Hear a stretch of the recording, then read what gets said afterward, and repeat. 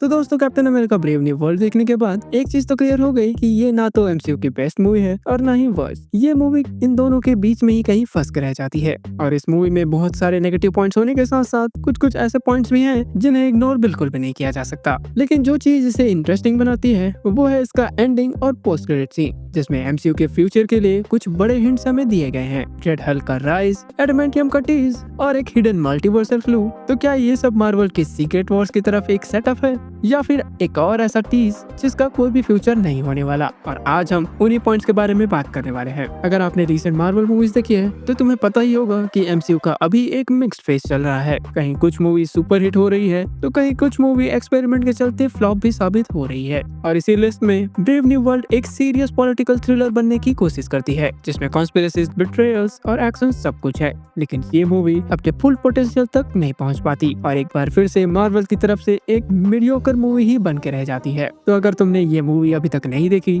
तो spoiler alert, क्योंकि हम इस मूवी की स्टोरी में डीप डाइव करने वाले हैं, जिसमें हम मूवी के बेसिक स्टोरी के ब्रेक डाउन, एंडिंग का कंप्लीट एनालिसिस और पोस्ट क्रेडिट भी एक्सप्लेन करने वाले हैं। तो बिना किसी देरी के, मैं हूं निखिल यादव और आप देख रहे हैं the super hero station. So let's get started. तो दोस्तों, मूवी का बेसिक प्लॉट एक पॉलिटिकल थ्रिलर और सुपर हीरो एक्शन का मिक्स है, जिसमें Sam Wilson aka new Captain America को एक बड़ी कॉन्स्पिरेसी का सामना करना पड़ता है। पहले लगता है कि ये सिर्फ एक ग्लोबल सिक्योरिटी क्राइसिस है, लेकिन धीरे धीरे पता चल जाता है कि इसके पीछे एक पुराना दुश्मन शामिल है। तो सैम विल्सन, जो अब स्टीव रॉजर्स का रिप्लेसमेंट है, अपनी आइडेंटिटी और लीडरशिप स्किल्स को प्रूव करने में लगा हुआ है। यहाँ पर गवर्नमेंट और दुनिया अभी भी उसे असली कैप्टन अमेरिका नहीं मानती और इस मूवी में उसका सबसे बड़ा चैलेंज एक एक्सटर्नल विलन नहीं बल्कि एक सिस्टम है जो कि उस पर बिल्कुल भी ट्रस्ट नहीं करती। तो मूवी की शुरुआत होती है सैम के एक गवर्नमेंट बैक्ड मिशन पे जाने से, जिसमें उसको एक डेंजरस ग्रुप यानी सर्पेंट सोसाइटी का सामना करना पड़ता है। धीरे धीरे उसको पता चल जाता है कि ये असल में एक डिस्ट्रैक्शन था। थंडरबोल्ट रॉस एक नया रोल या फिर एक पुरानी गलती?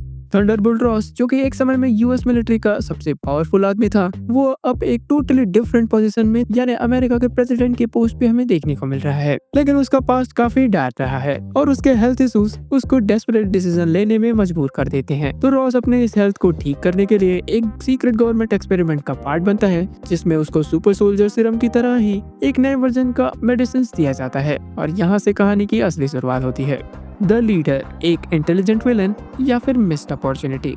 तभी यहाँ एंट्री होती है सैमुअल स्टर्न्स एके लीडर की, जो कि 2008 के इनक्रेडिबल हल्क मूवी में एक गामा म्यूटेशन से गुजरा था और अब वो फाइनली रिटर्न कर चुका है। लेकिन उसका मोटिव क्या है? वो सिर्फ केओस क्रिएट करना चाहता है या फिर एक सीक्रेट एजेंडा को फॉलो कर रहा है? मूवी में वो बैकडोर पॉलिटिक्स और मीडिया मैनिपुलेशन से रॉस का इमेज डिस्ट्रॉय करना चाहता है, ताकि उसको पब्लिक प्रेशर में लाके ऐसी चीजें करने पर मजबूर किया जाए जो कि पूरे एमसीयू को हिला के रखते।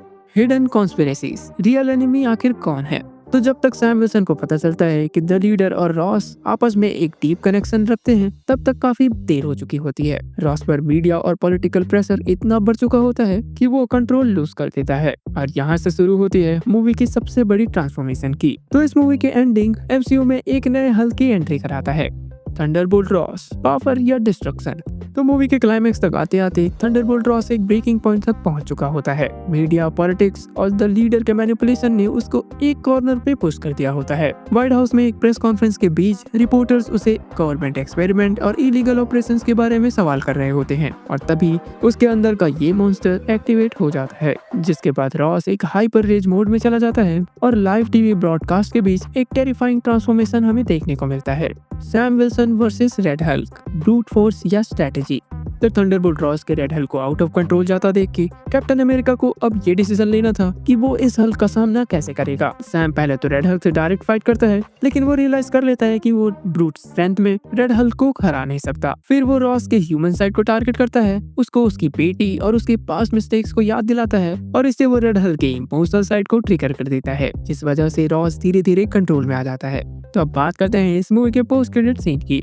तो इस सीन में मार्वल ने फ्यूचर एमसीयू के लिए एक और बड़ा हिंट ड्रॉप किया है। जो सीक्रेट वॉर्स और एक्समैन से डायरेक्टली कनेक्टेड हो सकता है। और अभी के लिए हम केवल अजम्पशंस लगा सकते हैं कि आखिर वो हो क्या सकता है। तो सीन स्टार्ट होता है राफ्ट प्रिजन से, जहाँ थंडरबोल्ट रॉस अपनी सजा काट रहा होता है। ये वही हाई सिक्योरिटी प्रिजन है जिसमें सबसे ज्यादा डेंजरस और सुपर पावर क्रिमिनल्स को रखा जाता है। जहाँ सैम विल्सन थंडरबोल्ट रॉस से मिलने आता है। पहले तो इन दोनों के बीच एक ऑकवर्ड साइलेंस होता है क्योंकि इन दोनों ने एक दूसरे का टोटली डिफरेंट पर्सपेक्टिव अब देख रखा है। सैम एक लीडर की तरह बिहेव करता है और रॉस पहली बार एक पावरलेस आदमी की तरह दिखाई देता है। रॉस अपनी पास्ट मिस्टेक्स को एक्सेप्ट करता है और वो अपने किए पे पछतावा करने की बात करता है। उसको रेड हल बनने का रिग्रेट है और वो चाहता है कि वो अपनी बची खुची लाइफ इसे सही करने में लगा दे। तभी सैम बेटी रॉस को अपने साथ बुलाता है। बेटी जो पहले अपने फादर को उसके किए हुए क्राइम्स के कारण माफ नहीं करना चाहती थी, मगर अब फाइनली वो उससे मिलने आ जाती है। दोनों के बीच एक इमोशनल कन्वर्सेशन होता है जिसमें बेटी अपने फादर को माफ कर देती है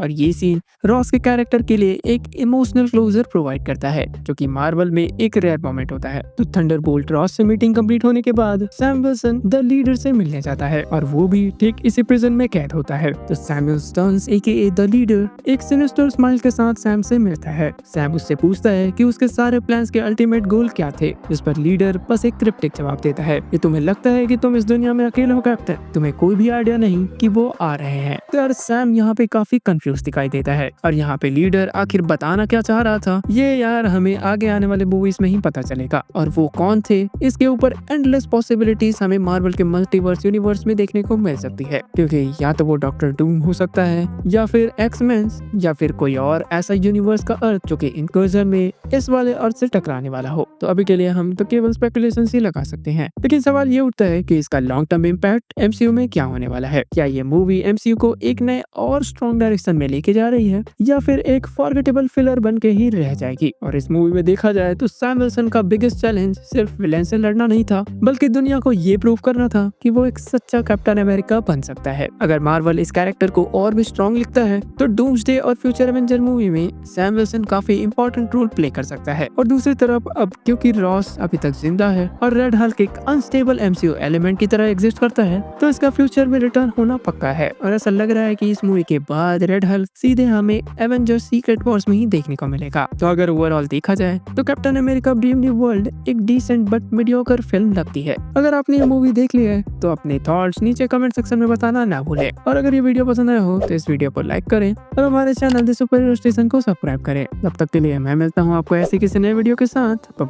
बाय।